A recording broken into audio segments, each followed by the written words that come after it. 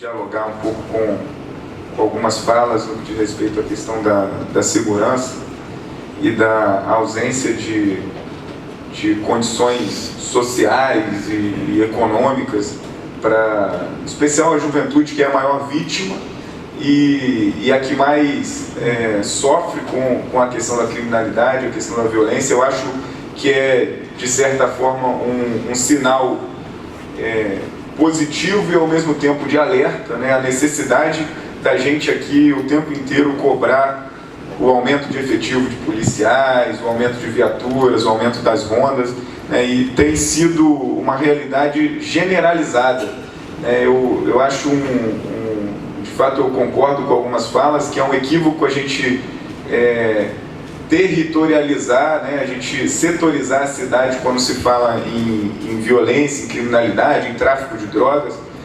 Eu acho que esse debate ele é muito mais amplo, mas na esquina da minha casa, às 4, 5, 6 horas da tarde, o tráfico de drogas acontece, né, a gente vê. Então inclusive algumas viaturas da polícia de vez em quando passam e eu não entendo qual é a atuação. Mas eu queria, presidente, fazer uma lembrança aqui, um registro. Ontem na faculdade salesiana, lá no Castelo, eu participei de uma das atividades que a gente tem feito, até para dar visibilidade ao trabalho da Comissão da Verdade, que eu e o vereador Luciano Diniz representamos a casa nessa comissão, um debate com os alunos do curso de Comunicação Social, e queria agradecer a coordenação do curso, a Andréa Gorito, o professor Gerson Dudos. Nós assistimos ao vídeo O Dia que Durou 21 Anos, que relata com muita propriedade, com documentos, com depoimentos de pessoas que participaram da época, qual foi a interferência do governo norte-americano, do governo dos Estados Unidos, e como ele financiou e apoiou a ditadura militar, o golpe no Brasil, né? A gente tem aprendido nesses debates de que não foi só um golpe militar, foi um golpe civil, militar, principalmente empresarial e econômico, e como os Estados Unidos interferiu. E eu nessa fala hoje aqui, nas vésperas da Páscoa e da Paixão de Cristo, eu queria fazer uma fala fazendo um paralelo àquilo que passou na época da ditadura militar e que ainda existem os resquícios até hoje, né? Uma coisa que me chama muito a atenção e que eu ando me dedicando a alguns números, é que depois dos 50 anos da instauração da ditadura no Brasil, nós ainda vivemos uma realidade muito delicada quanto às mortes e desaparecimentos, em especial dos mais pobres. Então, aquele regime, ele perdeu o protagonismo, mas ele não foi efetivamente derrotado na nossa sociedade. Eu trouxe alguns números aqui para registrar. Em 1991, o número de desaparecimentos no estado do Rio de Janeiro, presidente, eram 2.616. Eram 2.616 pessoas desaparecidas em 1991. Pouco mais de 10 anos depois, em 2003, esse número aumentou para 4.800 pessoas. Em 2006, teve uma pequena queda, uma leve queda, foram 3.877 desaparecidos. No governo Cabral, aumentou consideravelmente 32% o número de desaparecimentos.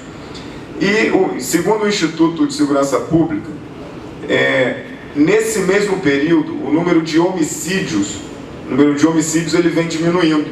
Em 2007, eram 6.133 homicídios registrados, homicídios de fato contabilizados. Entre 2012 e 2013, o número cai de 6.133 para 4.543 homicídios. Uma diminuição de 35%. Coincidentemente, em 2007 a 2013, diminui o número de homicídios e aumenta o número de desaparecidos. E também, um dado interessante, os autos de resistência, em 2007, eram 1.330 casos. Os autos de resistência são aqueles casos em que a polícia justifica que houve uma resistência, e isso ela pode fazer tudo, né? Pode matar, pode invadir a casa das pessoas, pode utilizar do aparato que era feito na época da ditadura. 2012 e 2013 foram somente 402 casos, curiosamente.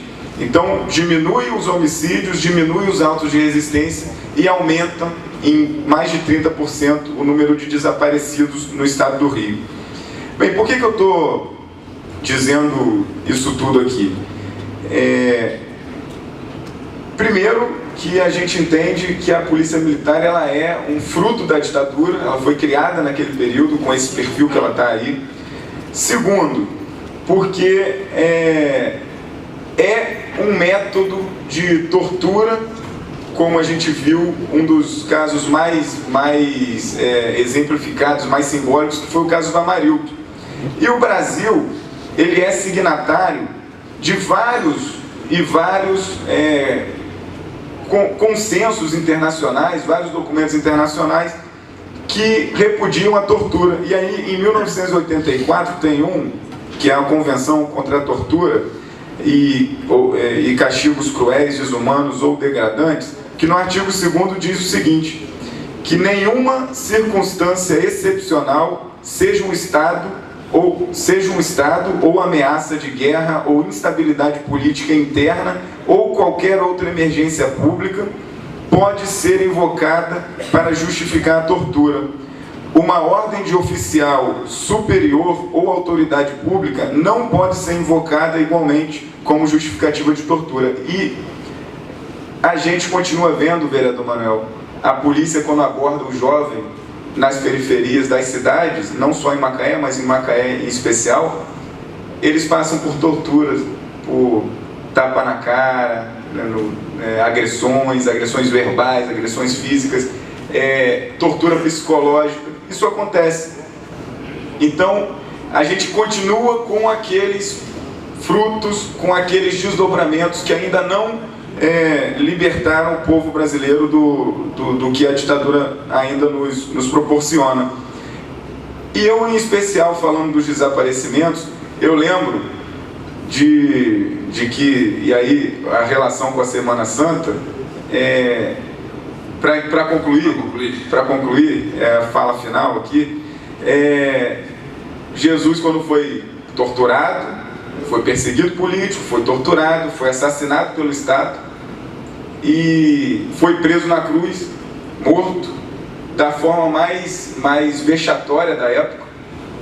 E aquela época, para concluir o vexame público, eles não tinham direito a ser enterrados.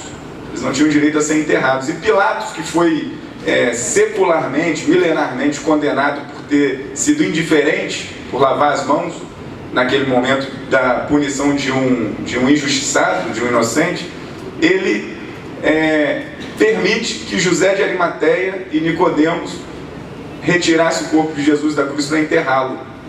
E a relação com tantos e tantos hoje ainda que não conseguem ser enterrados por suas famílias. Tanto tempo depois, existem mulheres que não sabem se são viúvas, crianças que não sabem se são órfãos, e isso acontece também aqui na nossa cidade, na nossa região. Então, até quando teremos esses que não têm a dignidade e a honra e o respeito necessário para, pelo menos, enterrar os seus familiares? E, para encerrar, de fato, presidente, eu acho que nós vencemos, naquele momento de transição dos militares para os civis, o processo de repressão ele perdeu o protagonismo, mas não foi efetivamente derrotado ainda, e precisamos entender que a luta tem que ser constante. Nós não vamos participar da colheita, nós não vamos participar da plenitude da liberdade, mas nós precisamos entender que é necessário todos os dias semear, mesmo nos espaços mais áridos e mais ditos inférteis. Nós temos essa esperança e a Páscoa renova esses paralelos, as injustiças daquele tempo e as injustiças que ainda continuam reproduzidas a cada tempo. Então, que a gente, nessa Semana Santa, possa ter uma boa Páscoa, mas para refletir e continuar a luta pela libertação plena e por vida plena para todos. Muito obrigado.